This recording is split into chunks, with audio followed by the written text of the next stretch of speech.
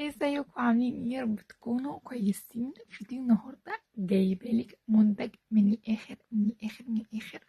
ترطيب بشره، ازاله شوائب بشره، قفل مسام البشره، خطير للبشره وهيحللك كل مشاكل البشره في منتج واحد. فمش هطول عليكي، يلا بينا مع بعض. يا ست الكل، هل في منتج واحد بس انا هستخدمه هيقفل لي مسام بشرتي وهيخلي بشرتي شكلها مترطب وشكلها حلو كده، بتبرق كده وفيها اهو؟ ايه هو بقى المنتج ده؟ هو السيروم بتاع ايفا اللي بالنساء مايند. يا رب اكون بقول الاسم بتاعه صح، ولو مش بقوله صح فهو احنا كده كده اكيد عارفين هذا السيروم ده ليه معايا مده انا بجربه، مش عايزه اطلع اتكلم عنه غير لما اديله حق وحق وحق وحقه. بس حقيقي المنتج ده خطير خطير خطير. ولو عايزة تحلي 3/4 5/4 مشاكل بشرتك هتحليها بس في المنتج ده. مش اعلان ليه، بس هو حرفيا خطير، وانا لاحظت فرق كبير قوي في بشرتي. فعشان كده طلعت عايزة بس اقول ايه هي وظيفة السيروم ده اصلا. ان وظيفته بيشيل عيوب البشرة، بعض عيوب البشرة، وبيقفل المسام وبيوحد لون البشرة.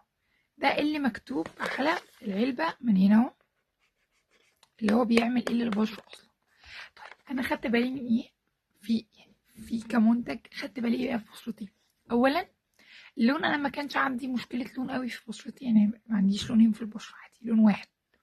فما خدتش بالي في حتة اللون، لكن خدت بالي في حتة الترطيب، لان احنا طبعا في شتاء وانا بشرة دهنية.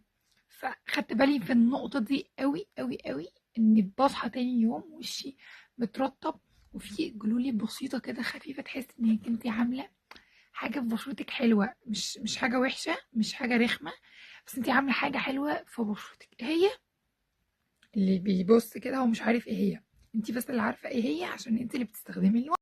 انا استخدمته وهاخد بالي من النتيجة امتى؟ تاخدي بالك من النتيجة بعد الاستمرار عليه شوية. طب الاستمرار عليه شوية ده انا هقعد مدة كبيرة؟ لا، بس استخدميه كل يوم. واكتر حاجه هتاخدي بالك منها قوي هي المسام بتاعه البشره، لان في بشرات مننا، بعض البشرات مننا المسام من هنا بيبقى شكلها مش الطف حاجه. فانت هتاخدي بالك قوي قوي قوي ان المنظر هنا بقى فيه تقليل في شكل مسام البشره، وهتحسي ان بشرتك رايقه، بشرتك رايقه، ما فيهاش حاجه، ما فيهاش حبوب، ما فيهاش اثر حبوب، ما فيهاش تجاعيد. مع الوقت طبعا بيريح الدنيا.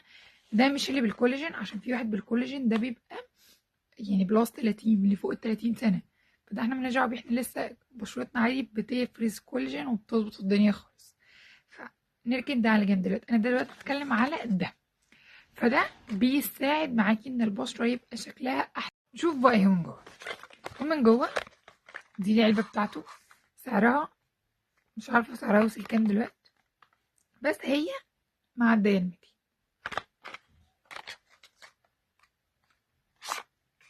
دي القطارة دي بتبقى جنبه، بيبقى عادي هي كده، وبتبقى مقفولة عادي باللحظة واحدة بالغطا بتاعها عادي.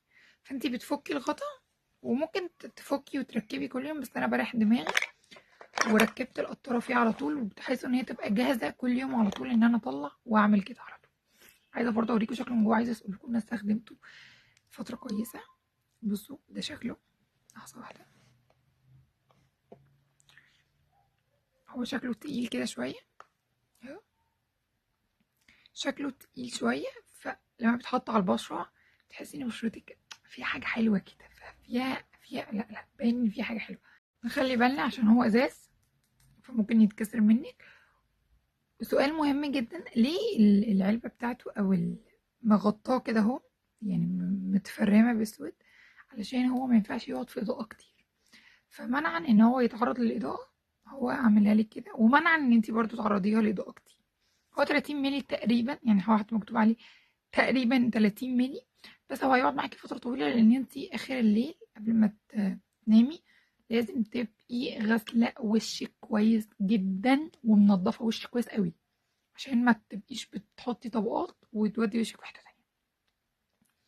انتي بتملي بام واحدة كده زي نفس الحجم ده كده، يعني نفس الشوية دول، بتوزعيهم على وشك وتعملي حركات دائرية لغاية لما هو وشك بيشربه على طول، وشك هيشربه على طول. فمش هتحسي ان وشك مزيت وشي مدهن ووشي ملبك، او وشك هيشربه على طول، مش هتحسي وفي اخر الفيديو رأيي فيه، هل محتاج فعلا تشتريه ولا لا؟ لو انتي من مقدرتك انك تشتريه فلا اشتريه، لان انتي بجد كسبانه وكسبانه كتير قوي في بشرتك، تزرعي حاجات حلوه في بشرتك هتحصديها بعد فتره قريبه جدا.